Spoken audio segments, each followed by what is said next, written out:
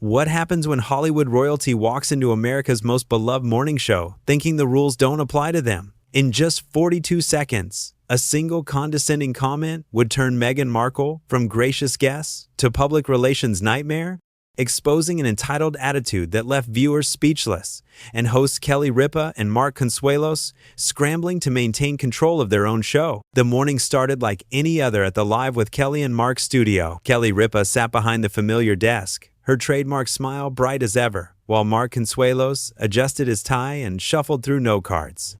The production team bustled around them, making final preparations for what everyone expected to be another routine celebrity interview. "Good morning, everyone, and welcome back to Live with Kelly and Mark," Kelly said, her voice carrying that warm, inviting tone that had made her a household name for decades. "We have a very special guest joining us today. She's an actress, a humanitarian, and of course, a member of the British royal family. Please welcome Meghan Markle." The audience erupted in polite applause as Meghan walked onto the set. She wore an expensive cream-colored blazer that probably cost more than most people's monthly rent, and her smile seemed practiced, almost rehearsed. She waved to the crowd with a gesture that felt more like a royal wave than the casual greeting expected on a morning talk show. "Meghan, thank you so much for being here," Mark said, standing to greet her with a handshake. "It's wonderful to have you on the show." "Thank you for having me," Meghan replied, though her tone carried a slight edge that suggested she was doing them a favor rather than the other way around. She took her seat across from the hosts, crossing her legs and settling into the chair like it was her throne. Kelly jumped right into the conversation, her professionalism shining through. "So Meghan, we know you've been incredibly busy with your various projects and charitable work. Can you tell our viewers what you've been up to lately?" Meghan's response came with a slight pause, as if she was considering whether the question was worthy of her time. "Well, Kelly, I've been focusing on initiatives that truly matter. You know, real work that makes a difference in the world, not just entertainment." The way she said the word entertainment hung in the air like a challenge. Mark and Kelly exchanged a quick glance, both seasoned enough to recognize a subtle dig when they heard one. After all, they had built their careers in what she seemed to be dismissing as trivial. "That's fantastic," Kelly responded, maintaining her composure despite the slight. "And we know our viewers would love to hear more about those initiatives. What specific causes are closest to your heart right now?" Meghan shifted in her seat, her posture becoming more rigid. "I think it's important to focus on causes that elevate people, that bring real substance to their lives. Too often, people get caught up in superficial things, mindless content that doesn't challenge them or help them grow." Mark leaned forward slightly, his journalist instincts picking up on the underlying tension. "Well, we certainly believe in the power of both entertainment and education here at Live. Our audience appreciates a good mix of both, don't you think?" "I suppose," Meghan said with a dismissive shrug that felt anything but casual. "Though I have to say, I'm often surprised by what passes for meaningful content these days. The standards seem to have declined." The comment landed like a brick through a window. Kelly's smile faltered for just a moment before she recovered, but the damage was done. The hosts were dealing with a guest who seemed determined to insult not just their show, but their entire industry. "Well," Kelly said, her voice still professional but with a hint of steel beneath it, "we've always prided ourselves on creating content that our viewers find both entertaining and uplifting. Speaking of which, I understand you have some exciting projects coming up that we'd love to hear about." Meghan's expression suggested she found the transition clumsy. "Yes, but before we get into that, I think it's worth acknowledging that there's a real responsibility that comes with having a platform like this. When you have millions of people watching, you have an obligation to give them something more substantial than just fluff." The word fluff hit Mark and Kelly like a slap. They had dedicated their careers to bringing joy, information, and connection to viewers every single morning. To have a guest sit on their set and essentially call their life's work meaningless was beyond insulting. Mark's jaw tightened almost imperceptibly. "I think our viewers would disagree with that assessment, Meghan. We work hard every day to bring them news, helpful information, inspiring stories, and yes, some fun too. There's nothing wrong with bringing a little joy into people's morning routines." "Of course not," Meghan said, though her tone suggested she thought otherwise. "I just think we could all aim a little higher, don't you? I mean, when I think about the impact we could have if we really tried to educate and inspire rather than just fill time." Kelly's hands gripped her coffee mug a little tighter. Fill time, as if their decades of broadcast experience, their interviews with world leaders, their coverage of breaking news, Their segments helping viewers with everything from cooking to personal finance was all just meaningless filler. Meghan, Kelly said, her voice steady but with an unmistakable edge. I think there might be a misunderstanding about what we do here. This isn't just entertainment television. We cover serious topics. We interview newsmakers. We provide our viewers with information they can use in their daily lives. We've been doing this for years, and we take it very seriously. I'm sure you do, Meghan replied, but her dismissive tone made it clear she wasn't convinced. I suppose different people have different definitions of what constitutes important work. The insult was no longer subtle. She was sitting on their set, benefiting from their platform and their audience, while simultaneously suggesting that their work was unimportant and beneath her standards. The audacity was breathtaking. Mark could feel his temperature rising, but he maintained his professional demeanor. Different definitions, sure, but I think most people would agree that bringing positivity, useful information, and human connection into people's lives has value.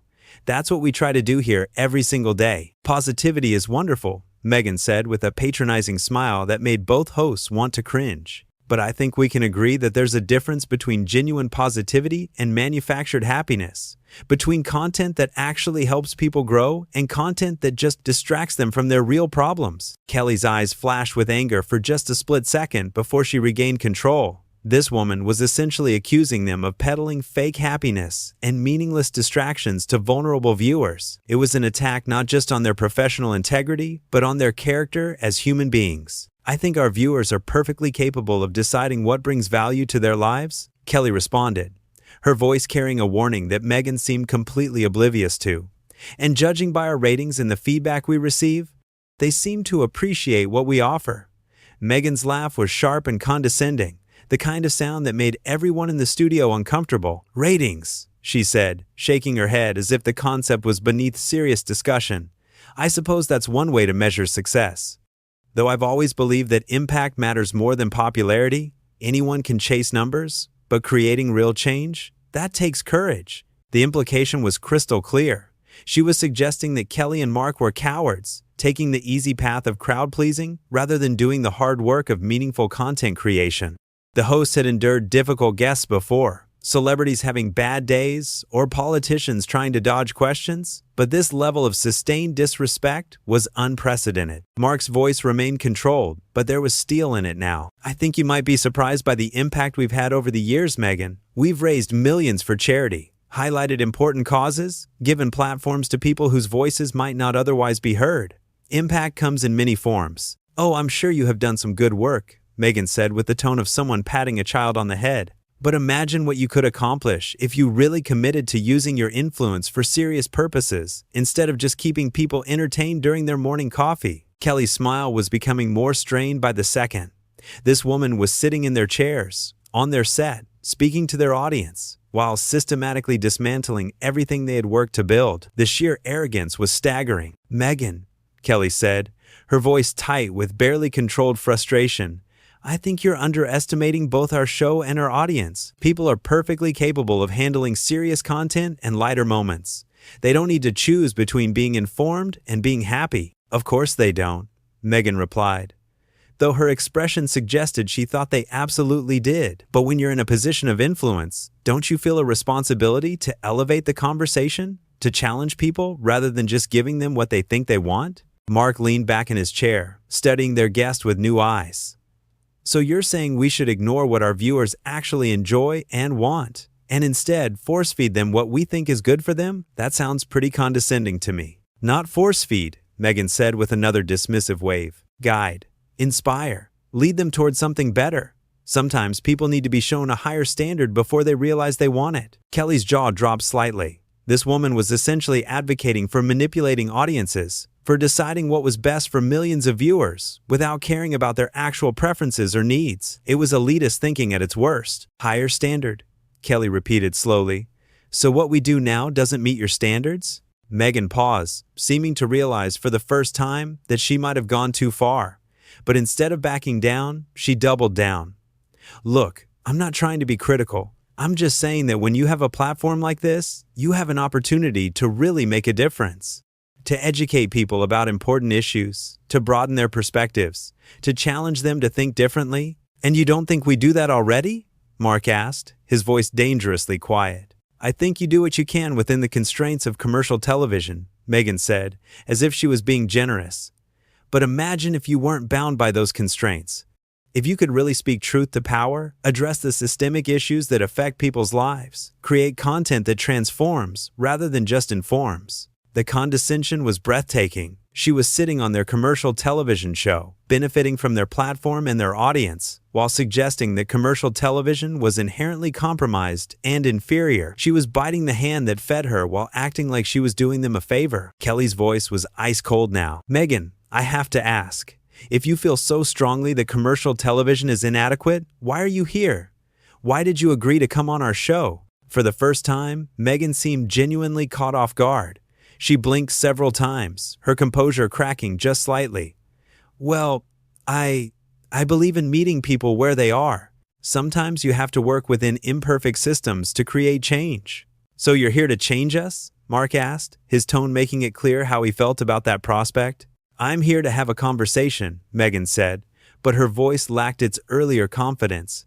To share my perspective and maybe inspire people to think about media consumption differently. Kelly's laugh was sharp and humorless. Media consumption. That's an interesting way to describe people watching our show, as if our viewers are mindlessly consuming some kind of harmful product, rather than choosing to spend time with us because we bring something positive to their mornings. That's not what I meant, Meghan said, but her backtracking only made things worse. I just think people deserve better than the lowest common denominator. They deserve content that respects their intelligence. And you don't think we respect our audience's intelligence? Mark's voice was deadly quiet now. Meghan seemed to realize she was in quicksand, but instead of stopping, she kept digging. I think you do your best within the format you've chosen, but formats have limitations. When you're focused on keeping things light and entertaining, it's hard to tackle the really important issues. Really important issues, Kelly repeated. Like what? Like systemic inequality, like the climate crisis, like the ways that media itself shapes public discourse and reinforces harmful power structures? Meghan said, her voice growing more passionate and less controlled. These are the conversations we should be having instead of talking about celebrity gossip and lifestyle tips. The studio fell silent. She had just dismissed not only their current conversation, but entire segments of their show that viewers loved and found helpful. She was essentially arguing that anything that wasn't her definition of serious political discourse was worthless. Mark looked at Kelly, then back at Meghan. So in your opinion, our show is celebrity gossip and lifestyle tips? I'm saying that when that's the primary focus, it becomes difficult to address the issues that really matter to people's lives, Meghan replied, seemingly oblivious to how insulting she was being. Kelly's voice was barely controlled now. Meghan, I think you have a fundamental misunderstanding of what we do here and why people watch us. Yes, we talk about entertainment and lifestyle topics because those things matter to people. But we also cover breaking news, interview politicians and thought leaders, discuss social issues, and try to help our viewers navigate their daily lives. The idea that we're just peddling celebrity gossip is frankly insulting. I didn't say you were just peddling celebrity gossip, Meghan protested, but her tone suggested she absolutely had said that. I'm saying that the format itself limits your ability to go deep on the issues that really affect people. Deep, Mark said, his patience finally wearing thin. And I suppose you're the authority on what constitutes going deep? Meghan's eyes flashed with something dangerous, and for a moment, her carefully constructed mask of superiority slipped completely. Well, Mark, I think my background speaks for itself. I've worked on issues of global importance. I've spoken at the United Nations. I've used my platform to advocate for women's rights and social justice around the world. So yes, I do think I have some perspective on what meaningful content looks like. The studio went dead silent. She had just pulled rank on the hosts of the show she was guesting on, essentially arguing that her credentials made her opinion more valuable than theirs. It was a breathtaking display of arrogance that left both Kelly and Mark momentarily speechless. Mark recovered first, his voice steady but cold. That's very impressive, Meghan, but I have to wonder, if you feel so strongly that what we do here is meaningless, why are you sitting in that chair right now? Why not stick to the platforms you consider more worthy of your time and expertise? Meghan's composure cracked further. She had painted herself into a corner, and everyone in the studio could see it. I think that's a rather hostile way to frame the conversation, don't you think? I came here to have a dialogue, not to be attacked. Kelly's eyebrows shot up. Attacked? Meghan, you've spent the last 10 minutes telling us that our show lacks substance, that we're giving our audience meaningless fluff, that we don't meet your standards of important work. And you think we're being hostile by asking why you're here? I never said your work was meaningless, Meghan protested, but her voice lacked conviction. Everyone had heard exactly what she had said, and it was all being recorded for millions of viewers to see. You said we fill time with fluff, Mark said, his voice growing harder. You said we distract people from their real problems. You said we chase ratings instead of having courage. You said we don't respect our audience's intelligence. So please, help me understand how that's not calling our work meaningless. Meghan shifted uncomfortably in her chair, clearly realizing that her words had been more transparent than she intended. I think you're mischaracterizing what I said. I was trying to have a thoughtful conversation about media responsibility. Media responsibility, Kelly repeated, her voice dripping with disbelief. By insulting your hosts and their life's work on live television? That's your idea of thoughtful conversation? I wasn't insulting anyone, Meghan said, but her protest sounded weak even to her own ears. I was sharing my perspective on how we can all do better. Mark leaned forward, his journalist instincts fully engaged now. All do better. So you're including yourself in that assessment? You think you could do better too? Meghan's face flushed slightly. Of course. We can all improve. But I think when you have a platform like this, with this reach and influence, the responsibility is even greater. And you don't think we take that responsibility seriously?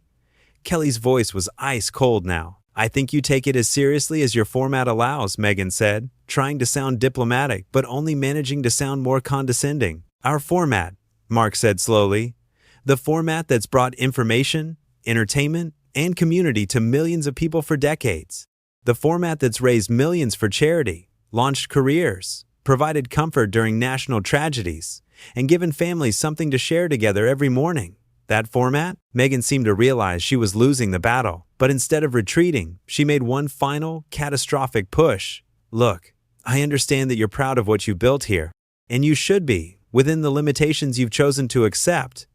But imagine if you weren't constrained by commercial interests, by the need to keep things light and accessible. Imagine if you could really challenge your audience, really make them think about the systems that shape their lives. Kelly's voice was barely above a whisper, but it carried more power than if she had shouted. The limitations we've chosen to accept, commercial interests, keeping things light and accessible. Meghan, do you hear yourself right now? I hear someone trying to have an honest conversation about media responsibility, Meghan replied, but her voice was shaking slightly. You hear someone insulting their hosts on live television? Mark said, his voice cutting through the tension like a blade. You came on our show, accepted our invitation, and then spent the entire interview telling us and our audience that what we do is inadequate, superficial, and beneath your standards. That's not media responsibility. That's just bad manners. Meghan's face went pale, then red, then pale again.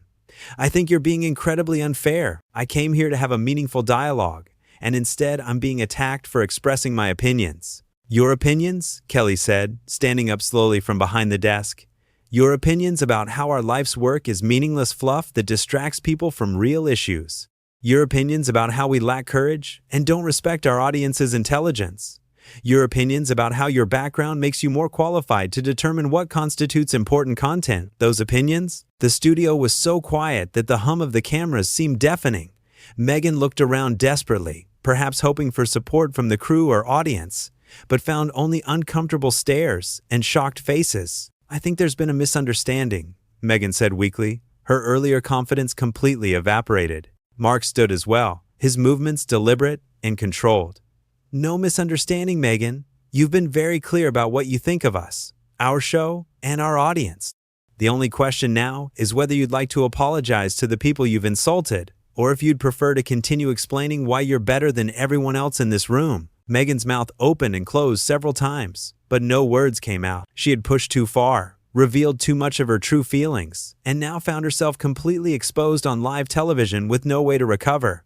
Kelly's voice was steady and final. I think we're going to take a commercial break now. Meghan, thank you for your time. The dismissal was absolute and devastating. As the camera stopped rolling and the red lights went dark, Meghan sat frozen in her chair, finally understanding that her 42 seconds of condescending commentary about the host needing to aim higher had destroyed any hope of salvaging the interview. She had come onto their show thinking she could lecture them about meaningful content, and instead had revealed herself to be exactly the kind of entitled celebrity that viewers couldn't stand.